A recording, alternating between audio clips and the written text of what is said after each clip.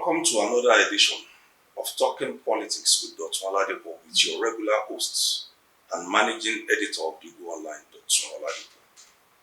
As promised in the last edition, we shall begin the countdown to the February 25, 2023 presidential election, with a look at how voters are likely to react on election day in the 6 geopolitical zones of the country, vis-a-vis all the variables. And as also promised, we shall begin with the Southeast. But before we delve into that analysis, here is a quick reminder. Talking Politics with Dotun Oladipo is in a collaboration with the fastest growing and most up-to-date YouTube channel in Nigeria, Newspop NG. We therefore urge you to subscribe to Newspop NG on YouTube for the latest in entertainment, general news, politics, and trending videos. Newspop NG works round the clock to ensure you are the first to get the latest and trending news. Now back to the business of the day. With a voter population of 10,907,606 as declared by the Independent National Electoral Commission in its register for the 2023 general election, out of a total of 93,469,008 registered voters in Nigeria, the Southeast, with 5 states, has the least voting strength among the country's 6 geopolitical zones. This voting strength, just like the fact that it has 5 states within the zone, while others have a minimum of 6, except the Northwest, which has 7 zones, seems to have put it at a disadvantage in terms of producing the country's president. At least, since the return to democracy, the zone has yet to get a shot at the presidency. A breakdown of the registered voters by the Independent National Electoral Commission shows that while Abia State has 2,120,808 registered voters, Anambra has 2,656,437, and Ebonyi State with 1,597,646.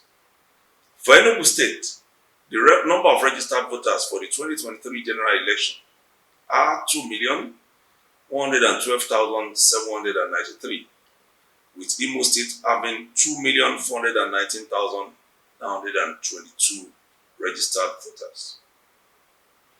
Before the frenzy for the 2023 elections really caught on with the various political parties zoning or non-zoning their presidential tickets, there have been subtle campaigns for the zone, that is the Southeast, to produce the country's next president after the tenure of President Muhammadu Buhari. However, as the politicking became intense, the major political parties, that is talking of the All Progressives Congress and People's Democratic Party, decided to allow free contest devoid of zoning, meaning it was a free rein and any part of the country could produce the presidential candidates of the parties. This development left many of the gladiators in the 2 political parties, especially those from the Southeast, out of the scheme of things, with the vice presidential candidate of the PDP for the 2019 elections and former 2-time governor of Anambra State, Peter Obi, leaving the PDP for Labour Party. This was because it became apparent at the time that contrary to what was agreed, though unwritten, that the Southeast was going to be given the opportunity to produce the presidential candidate. This was not going to happen in the PDP. And it was apparent that in any contest, the Southeast couldn't have taken the tickets of the PDP. This development also accounted for why a top member of the APC from the Southeast and the Minister of Labour and Employment, Senator Chris Ngige, who had earlier purchased the 100 million naira expression of interest form for the presidential primaries of his party, that is the APC, decided to stay aloof and not campaign for the candidates of the party, Asiwaju Bola Ahmed Tinubu. Ngige did not hide his disenchantment for what transpired in the APC, and he capped it up of recent when he was asked who he was going to vote for at a forum in his hometown in Anambra State. And he said to those who made the inquiries that he was not going to campaign for the presidential candidate of his party, APC, that is Asiwaju Bola Ahmed Tinubu, and was only going to decide on the election day who he will vote for among the top contenders for the presidency. In this wise, Ngige listed Peter Obi of the Labour Party, Atiku Abubakar of the People's Democratic Party, Asiwaju Bola Ahmed Tinubu of the All Progressives Congress, and Rabiu Musa Kwakwanso of the New Nigeria People's Party, saying they were all his friends and that he would vote for any of them on the election day. This was the disenchantment within the leading parties up until when the primaries held, and even now that the primaries are over and the campaigns are on, with the election just about 32 days away. Findings in the Southeast geopolitical zone revealed that despite the promises by leaders of the zone, especially state governors, to deliver their different areas of strength to their parties, Peter Obi appears set to claim the majority of votes from the Southeast. In fact, the belief is that Obi will win in all the states of the Southeast. And this can be seen from what the leaders of different parties in the zone have been saying, and not just what they are saying, but also their body language. Let's take a look at what two state governors, that is Professor Charles Soludo of Anambra State and Engineer David Umahi of Emoyi State, who are of different political parties, have said of Obi's ambition. Soludo, who was elected on the platform of the All Progressives Grand Alliance, said categorically in an article he wrote in 2022 that Obi does not stand a chance winning the presidential election. But in terms of his performance in the Southeast, which is his zone, he said he might win even in Anambra State, where the All Progressives Grand Alliance also has a presidential candidate running against Obi. In his article in November 2022, Soludo wrote, "Let's be clear, Peter Obi knows that he can't and won't win. He knows the game he is playing, and we know too. And he knows that we know. The game he is playing is the main reason he didn't return to the All Progressives Grand Alliance. The brutal truth, and some will say, God forbid, is that there are two persons, stroke parties, seriously contesting for president. The rest is exciting drama. That many Americans may not like the fact that Joe Biden, 79 years, and Donald Trump, 76 years, are two frontrunners for president in their parties, does not remove the fact that if both of them emerge as candidates, definitely one of them will be president in 2024. As my brother, I wish him, that is Peter Obi, well and pray for him. I told him during his Scottish call that my prayer is that he or Professor Umiadi of Abga will win. Why not? That is from my heart. But I also told him that my head and facts on the ground led me to know that its probability is next to zero. What I cannot say before you, I will not say behind you. So I already told him my opinion. Indeed, there is no credible pathway for him near the first two positions. And if care is not taken, he won't even near the third. End of the quotation. But a few days back, in an interview he granted Channels Television, Soludo reiterated the fact that Obi has a chance in Anambra State, that is in the southeast, which we are considering in this analysis. He told Channels Television, and I quote him here, "I wish Peter Obi the best of luck. Let him go and compete as others. We," that is referring to his party, All Progressives Grand Alliance, APGA, are also competing in the same race. We have our own candidate, Peter Obi, who is also son of the soil, coincidentally from Anambra State, and he will do his own bit, get his own votes. Referring to his earlier article, Soludo added in the interview with Channels Television, "In that piece, I even considered that Peter Obi might win Anambra State. I did mention that." So that means from the angle of Soludo, Peter Obi stands a good chance in Anambra State. On his part, Governor David Umahi, who is of the All Progressive Congress, said the presidential candidate of the Labour Party for the elections will get substantial votes in the southeast, with both of them from the same zone, but with different parties. That is Umahi for the All Progressives Congress and Peter Obi for the Labour Party. Umahi told State House correspondents in September last year, after a meeting with President Muhammadu Buhari, and let me quote him also fully here. "What happened during the primaries of the PDP and APC were a kind of miscalculation by our people. But to say whether they are ready for the presidency of the country anytime, I think that the movement of Peter Obi is an eye-opener. That's why I said I love what he's doing. I'm encouraged by what he's doing. Because if he's not doing what he's doing, it means that Southeast would have been forgotten.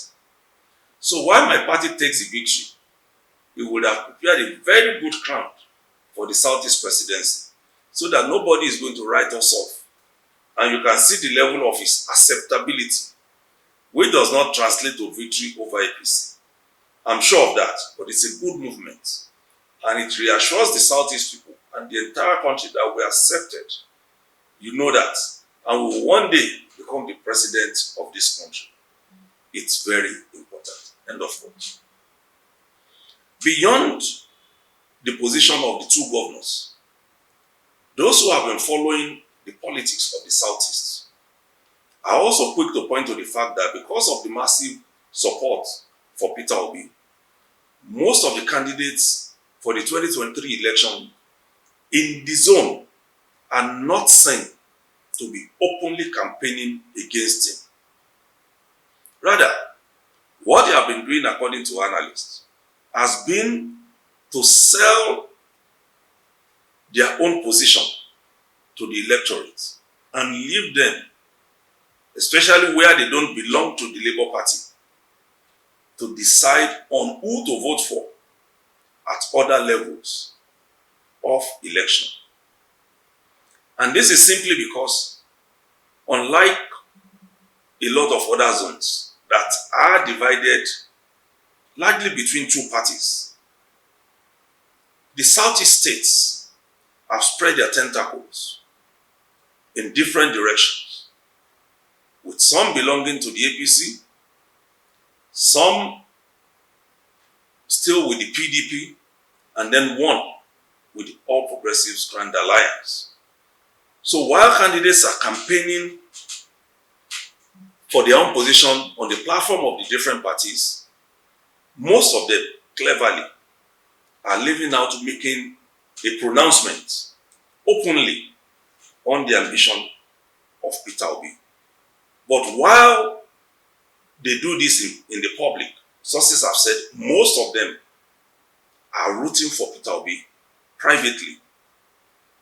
They do this when they have their caucus meetings and when they meet with their kitchen cabinet members. The governor of Ebonyi State succinctly confirmed this. In that same interview, he granted State House correspondents in Abuja. Let me quote Governor Umahi once again. "It's going to be a different ballgame altogether. Because when campaign starts, yes, the interest of our people in terms of presidency is there. You can't wish it away. But everyone in the Southeast holding the ticket of their party is going to be struggling and is going to be fighting. You will now tell the guy that has the ticket of the House of Assembly to look at the bigger picture of the presidency. He may not see it, but that is not to say that Peter Obi is not going to get substantial votes in the Southeast. And a lot of the analysts are also quick to point out that this was exactly what happened before the 2015 election, when governors elected on the platform of the People's Democratic Party in the North were openly campaigning for then President Goodluck Jonathan to secure another term in an election in which he had to confront the incumbent President Muhammadu Buhari.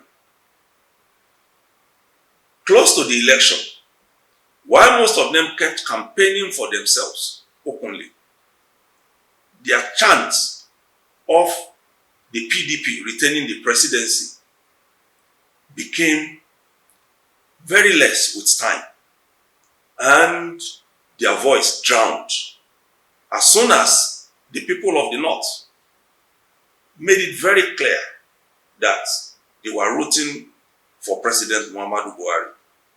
In order not to also lose their own votes, they then softly started backing down from the Jonathan presidency and supporting their own. This was why in some states controlled by the PDP, while the governors retained their seats or succeeded in putting in a successor of their choice, the then candidate of the APC, Alhaji Muhammadu Buhari, won massively in PDP states, in some of those PDP states. Added to the task of the Southeast for the presidency is the fact that Peter Obi will benefit from the votes of the youth, who appeared to be more attracted to his campaign. Going by the figures released by the Independent National Electoral Commission as registered voters for the 2023 polls, those in the category of 18 to 35 years accounted for a larger percentage of registered voters, with 37,060,399 million registered voters. The age category make up 39.65% of the registered voters of 93,469,008 voters across the country.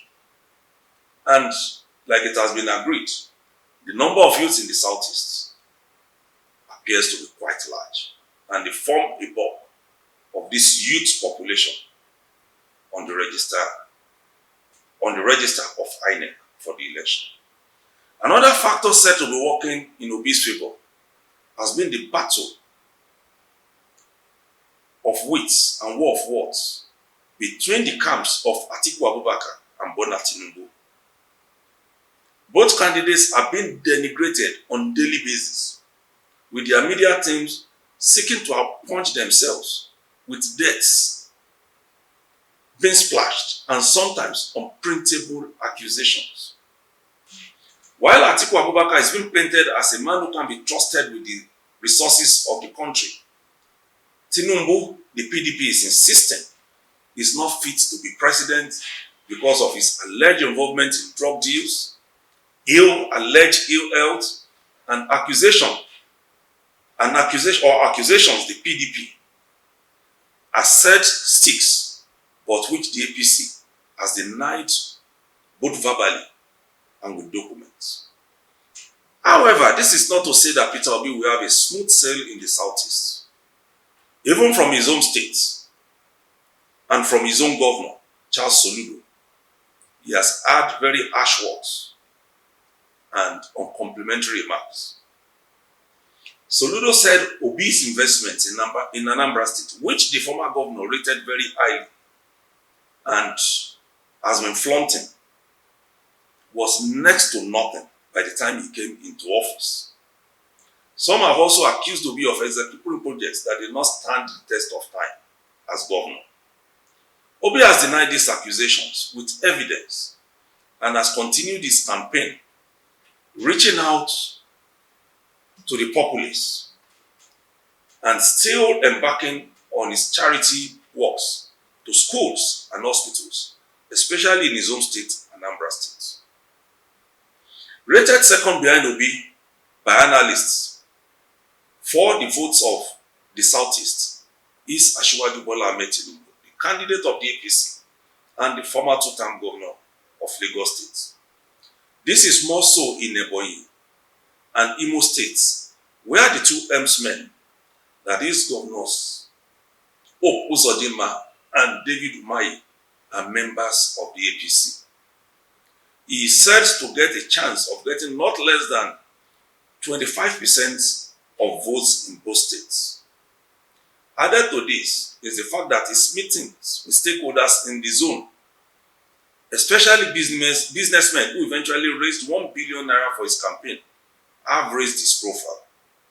More so with his antecedents as the Lagos State governor, where he gave political appointments to people of Igbo extraction and ensured the election of people of the Southeast into political positions.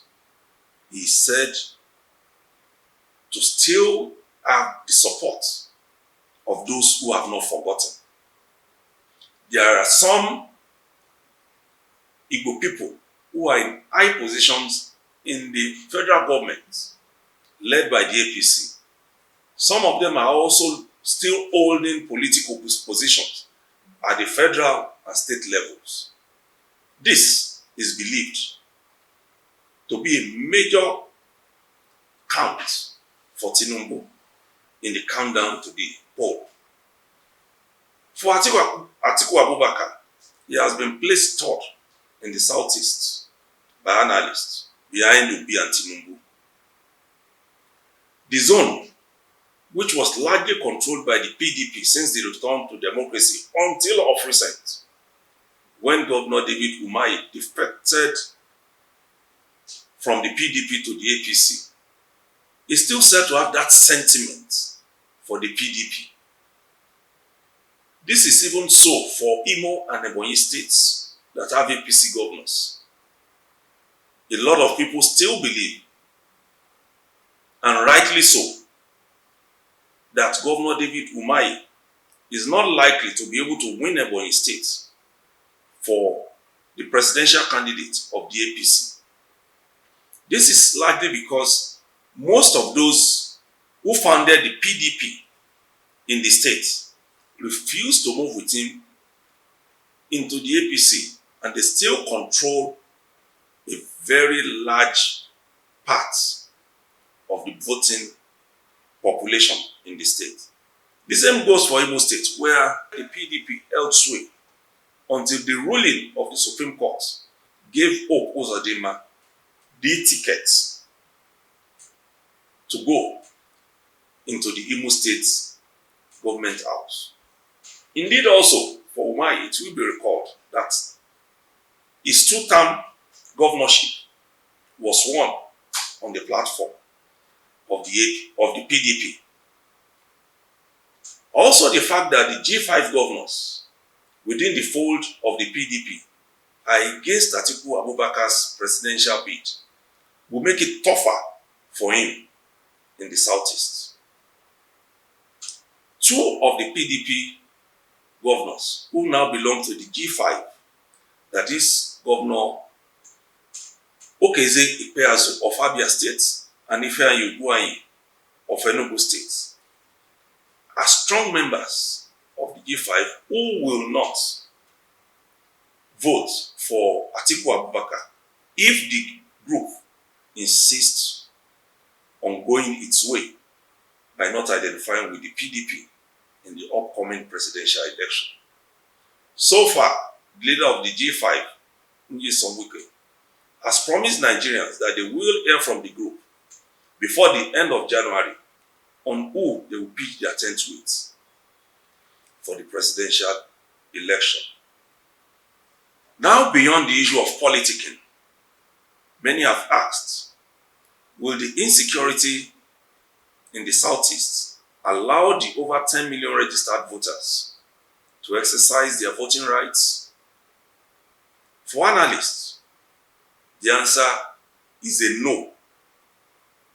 According to findings by Talking Politics with Igbo Online, the sentiment for Peter Obi goes beyond the threats posed by the government who have been on the rampage.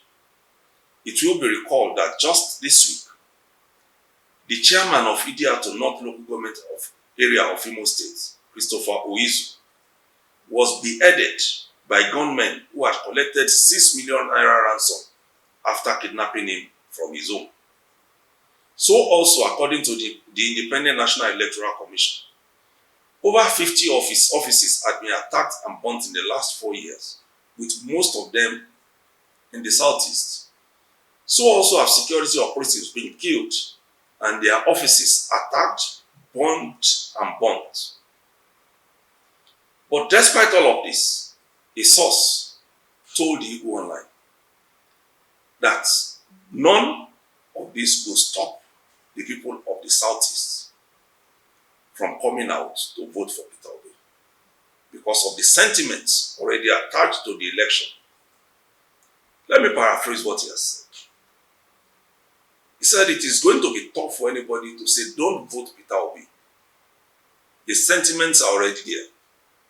Obi's person and the mission he is pursuing speak a lot. Igbos, who are idealists when it comes to politics, don't vote because someone is from their area. But this time, because of Peter Obi and what he's bringing to the table, it is almost certain that 90% will be out voting during the presidential election. Not even the indigenous people of Biafra and Eastern Security Network can stop them. Recall that even in the days of Otokoto, people came out in Owerri, Onitsha, and other areas to deal with criminals who were going to stop them from voting. The sentiments in the Southeast now supersedes the Biafra quest. No genuine Igbo man believes in the Biafra quest blindly.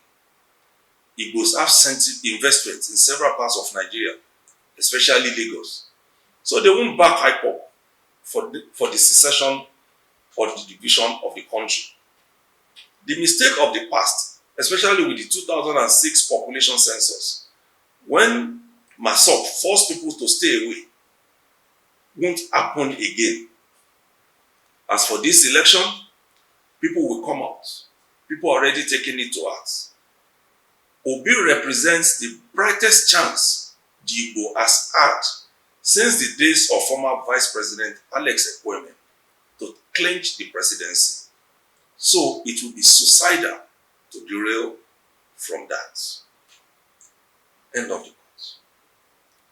As we wind down this edition, sources have also said that with the growing belief in the Independent National Electoral Commission to deliver on free and fair election, the people of the Southeast will troop out to vote. Already, they are speaking about their confidence in the bimodal voter accreditation machine system to give them the election that they want. It is their belief that the 2023 general election will be a true reflection of their wishes, and that the candidates that are going to the polls and who will emerge to occupy the various positions, especially the presidency, will reflect who they want. Don't forget that you can also contribute to our discussion on Talking Politics with Dotun Oladipo by sending us a 2-minute video or an email of not more than 500 words to Dotun Oladipo at theeagleonline.com.ng. And as we prepare for the next edition, where we will be talking about another geopolitical zone and the chances of the presidential candidates therein, don't forget that We have a partnership with Newspop NG, one of the fastest growing YouTube channel, which provides you all the news and trending videos before others get to them. I am your regular host, Dotun Oladipo. See you next edition.